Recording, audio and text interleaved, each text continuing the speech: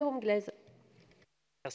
Merci Madame la maire. Je pense que ce vœu devrait poser moins de problèmes que les précédents, si on fait abstraction bien sûr des considérants, parce qu'en fait il consiste à revenir donc sur l'esprit du vœu qui a été adopté par ce Conseil sur la question donc de l'usage de l'espace intercalaire.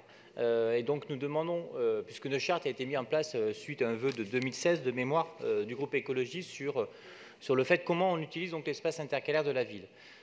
Donc par rapport à ça, donc, nous demandons que la charte soit révisée afin que soient exclues les activités à but lucratif et que parmi les activités à but non lucratif étudiées pour l'occupation de ces espaces du domaine intercalaire, une priorité effective soit accordée à l'hébergement d'urgence là où le bâti et la temporalité du projet temporaire le permettent.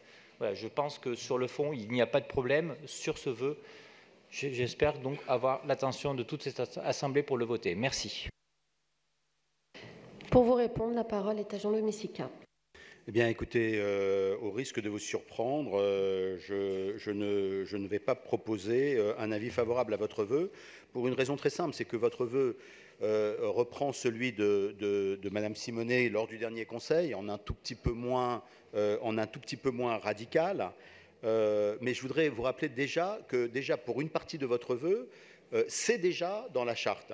C'est-à-dire que notre charte sur l'occupation temporaire donne la priorité à l'hébergement d'urgence et je peux vous assurer que nous sommes au courant de nombre de personnes en situation de rue et des besoins urgents d'hébergement à Paris et que nous mettons en permanence en avant cette dimension à chaque fois que la question de l'occupation temporaire est posée. Toute l'action de la ville, s'il vous plaît.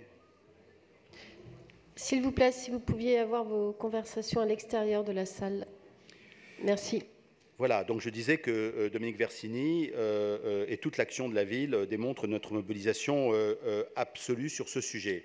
Ce que nous proposons avec cette charte, c'est justement de créer des espaces de mixité qui donnent la priorité à l'hébergement d'urgence, tout en permettant le développement d'activités ouvertes sur le quartier qui se font au profit des personnes hébergées, bien souvent en situation de grande exclusion. C'était le principe même, d'ailleurs, par exemple, de ce qui est considéré comme un très grand succès de cette mandature, les grands voisins. Mais enfin, dans les grands voisins, il y avait des activités commerciales. Je suis désolé de vous le dire.